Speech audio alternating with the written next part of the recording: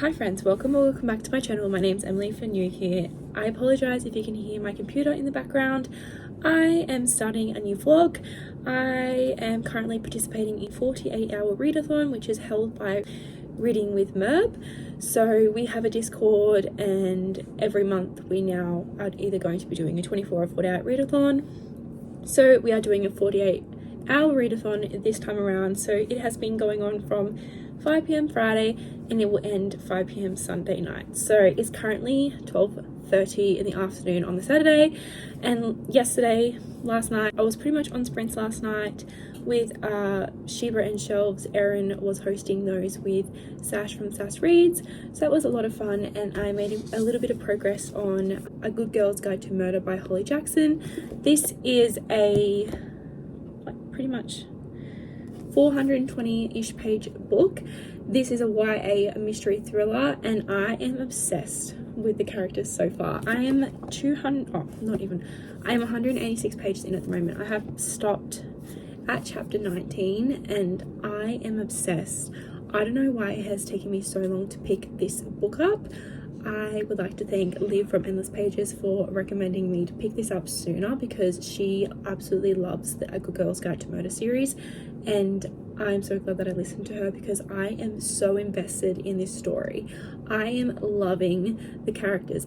I love Pip and I love Ravi so much. Their dynamic and their banter, and him calling her Sergeant, is so cute, and I just love how enthusiastic Pip is with this case. She is basically the premise so far that I am grasping of A Good Girl's Guide to Murder, especially the first book, is we are following Pip, and she is a senior in high school, and she is doing an extra, like a class for extra credit, I think, that is going towards like her college application and stuff. I'm not too sure. I don't know the exact definitions because I obviously don't go to school in the US, but she is doing this case study where she is learning, or she wants to be a journalist in criminology, so a criminal journalist, and she has picked up an old case that has been kind of cold for the last 5 years. So a girl, her name was Andy, she went missing 5 years before this current timeline, and nobody has found her body, and Ravi's brother was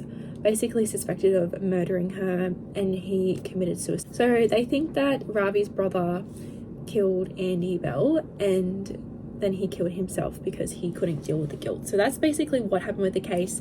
And then after a certain amount of time, they ended up marking Andy Bell as a deceased person, so she's officially deceased, but there has been no body that has been found. So what Pip is doing is she is going back through the case and trying to see if there's any like loopholes or missing plot points in the case with the investigation, and she's going to try and find out the truth about the disappearance of Andy Bell. So that's basically what has happened so far, and we've just seen Pip like start to kind of interview all of Andy's friends and her family, and then people who knew of Andy Bell and her relationship with people and what she was like as a person.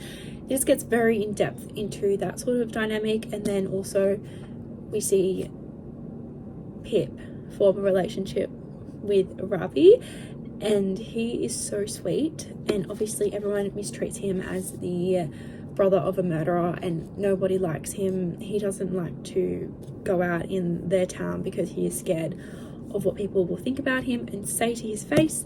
It's just very emotional for him, and I feel really bad for Ravi because he does not deserve that. It's not his fault what happened, and who actually knows what actually happens. No final verdict of what actually happened that night of Andy's disappearance, because Ravi's brother wasn't there to tell his side of the story, and they may have found evidence on him at the time, but someone could have planted it. So that's basically what Pip is trying to do here. She's trying to go through everything. It is a research project for school, but she is going into great depth, and she's trying to get as much information out of these people. So she's doing kind of irrational things to get evidence and to build this case up. So I really like her attitude and her work ethic. She's a very, very, very smart person, and she will go so far, and I'm so excited to read more about Pip because I'm loving her character dynamic so much, and it's just such a good time. It's such an easy read. I am nearly halfway through, and I started this last night, and I haven't read a physical book in weeks because I've just been dreading it, but I am obsessed with this book. I was like to everyone in the Discord, I may go pick up the next 2 books in this series because I'm obsessed. I'm just gonna have to go buy them because I might binge it. But yes, I am also enjoying some of the side characters. Pip's mum and dad seem such bubbly, liveful characters, and I'm just loving their household dynamic and their banter between one another as well. I think it's really cute, but I can't wait to see how Pip and Ravi's relationship kindles, because I think there is a romance in this, but it's not like a heavy plot of romance. It's like a side plot of romance between those two, and I'm very excited to see how that goes because they're just so cute together. So I'm very excited to continue on with this, and I obviously will keep you guys updated, hopefully a little bit more, because I kind of lost myself in the first like 45% of the book. It's just so good. So yes, that is kind of what A Good Girl's Guide to Murder is like. And we also have seen that Pip has received her first like anonymous threat to like stay away from this case. So obviously people don't want her knowing what happened. It's really good shit. I'm very excited to continue on. But yes, that is basically what I have been reading so far. I have Spy Family Volume 9 on my TBR as well for this 48-hour readathon, so I may read that tomorrow because I only have 2 books on my TBR, and I definitely will get this finished either tonight or tomorrow morning, because I'm actually hosting sprints tomorrow morning, so that's really exciting. And Merb is currently hosting sprints with Sam, Eliza, and with Zoe, so they've been doing like little dares and stuff on the sprints. It's been so much fun, and that has been going on since 8 a.m. and then at 4 p.m. I'm pretty sure Liv from Endless Pages is hosting sprints from then. So that is like the schedule. It's just all happening. I also would like to read, like obviously I'd like to read a little bit more of this, and then probably after this sprint that's currently happening right now, I'm going to go do some baking. I have 2 recipes that I'd like to do today. I want to make a sour cream and apple slice. I love sour cream and apple slice. If you have not tried it, it is so good. So I'm going to try and make that because I've never made it myself before, but I am like in my baking era at the moment, so we will see how that goes. And then I want to make more choc cookies that I made from last weekend. Some point this weekend as well, I am going to go and get my car washed, so I'll take you along with me to do that because I have a free token from when I got my car service a few weeks ago. So that is my treat to my car, is to get it washed. But other than that, that is pretty much my plans besides basic house chores. Yeah, we'll see you guys when I see you. I have to read out this scene because I was laughing out loud so much. Like, these two crack me up so much, Ravi and Pip. It goes, you know, you use humour as a defence mechanism when you're rattled. Pip smiled at him, letting him through the hedge gap ahead of her. Yeah, and you get bossy and posh. He looked back at her for a long moment and she broke first. They started laughing and then they just couldn't stop. The adrenaline come down descended into hysterics. Pip fell into him, wiping away tears, snatching staccato breath between cackles. Ravi stumbled, his face creased, laughing so hard he had to bend over and hold his gut. They laughed until Pip's cheeks ached and her stomach felt tight and sore, but the after-laugh sighs just set them off again. They're so cute. Excuse me? What are you doing?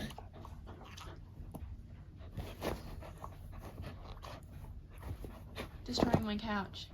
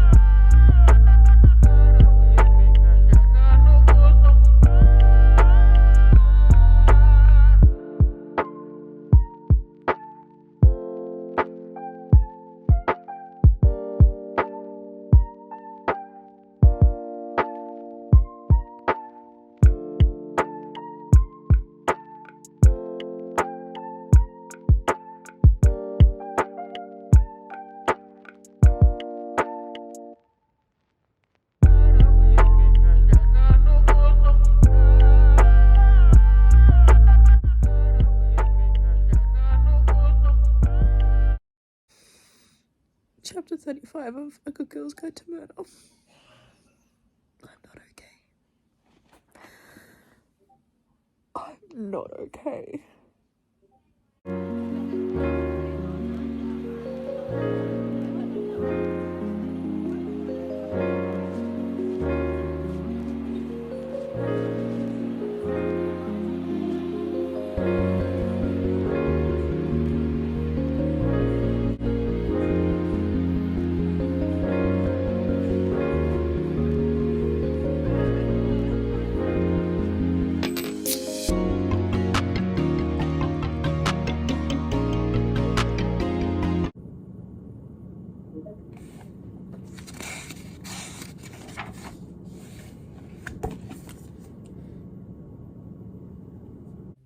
Good morning. So it is Sunday morning now and I just got ready. I literally washed my hair. I'm going to the shops to buy book 2 and 3 in A Good Girl's Guide to Murder series because I finished reading A Good Girl's Guide to Murder at like 12:30 a.m. this morning and I couldn't go to sleep until like 2 a.m. I was thinking about the characters so much and the ending. It was so wholesome. I loved it so much. So today, for the last bit of the readathon today, I'm actually hosting from 10 a.m. reading sprints on my YouTube channel, which is so exciting. It's my first official hosting of reading sprints going live. So I am planning on reading Spy Family Volume 9 in the first sprint because I know I'll finish it in like half an hour or so. I'm going to be reading A Good Girl, Bad Blood, I think it's called, the book 2 anyways, because I am obsessed. And now I'm going to binge the series because it was such a good read. Like, I genuinely felt every single emotion. I cried, I laughed out loud, and I gasped. Like, I was gasping in parts of the book. I cried in some chapters. I just was rooting for Pip and Ravi so much, and I just can't wait to read more. I have heard that the series gets darker and it progresses darker for a YA, so I'm very intrigued to see like how dark the themes will get. But I will promise that in A Good Girl's Guide to Murder, there was one chapter, I might give a minor spoiler at the end of this vlog, and it was so heartbreaking to me. And this one trope in books, like, it's not even a trope, it's just something that happens. I can't deal with it half the time. Like, I will like bump star ratings down because of this specific theme that happens in books. It just really affects me personally, so I may give a minor spoiler at the end in case you're wanting to read this series. There is something pretty traumatic that happens. So I'm going to go to the shops now, so I will see you guys there. So I'm back from the shops and I'm at my desk because I'm about to go live. But I had to get the box set. So my Big W said they had stock in Good Girl, Bad Blood and As Good as Dead, but they didn't have it on the shelves and it was really early and I couldn't find any workers around, so I didn't ask. So I just bought the box set and it comes with Killjoy, the novella, and also another copy of A Good Girl's Guide to Murder, but I will probably just give that away. It's fine. I just needed to have this set today because I want to read it so badly, so I'm going to open it because I'm so excited. Alright, I just opened this up, so I'm going to take the books out of the box if I can. Anxiety. Alright. I'm just going to take out book 2. Ooh, I'm so excited for this. So basically now, Good Girl, Bad Blood is about somebody is missing, nobody's talking, but this time everyone is listening because there is podcast elements in this book. So Pip Fitz-Amobi is not a detective anymore. Her true crime podcast about the murder case she solved last year has gone viral, yet Pip insists her investigating days are behind her. But she will have to go back on her word when someone close to her goes missing and the police can't do anything about it. If they won't investigate, then Pip will, uncovering more of her town's dark secrets along the way. But will she find the answers before time runs out? We have a map of Kilton, so that's cool. I'm so excited for this, guys. I'm so excited.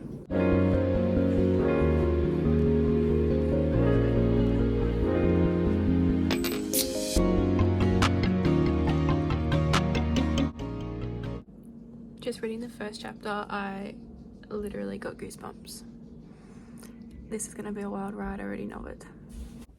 Okay, friends, So I completely forgot to do an outro to my 48-hour readathon video because I got really busy with work, and Sunday after the readathon ended at 5 p.m. I just crashed pretty much. So we're here now and I'm going to go over the books that I read for this readathon. So for the first book that I finished for this readathon was A Good Girl's Guide to Murder by Holly Jackson. I rated it a 5 out of 5 stars. I love this so much. If you obviously have watched to the end of this video, you would know my reactions for this book.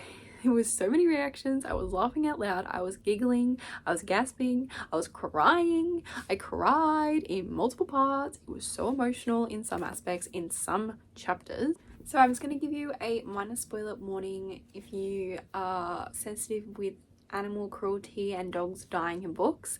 Just know going into this book that a dog dies, and it's very traumatic for me. I personally get traumatized by dog deaths in books. Yeah, I'm not gonna say much else, but I love this so much. It was so good, and thank you so much, Liv, for pushing me to start this series because I am obsessed.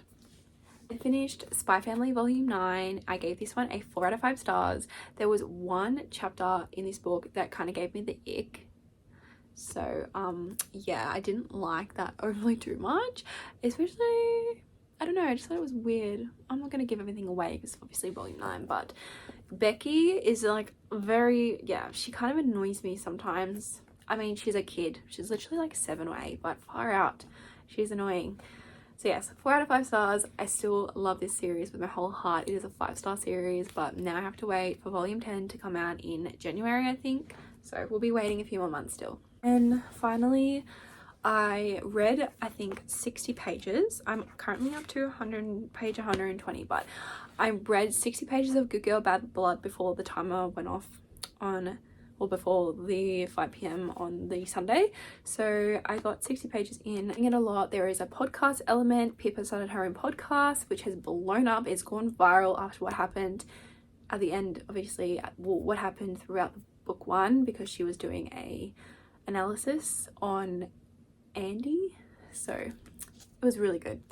I am so excited to continue reading this. I had to put this on the back burner for now though, because I am reading House of Sky and Breath currently with Liv. We're doing a buddy read, so I'm going to do like my weekly reading goal before I pick this up again, but loving it so much.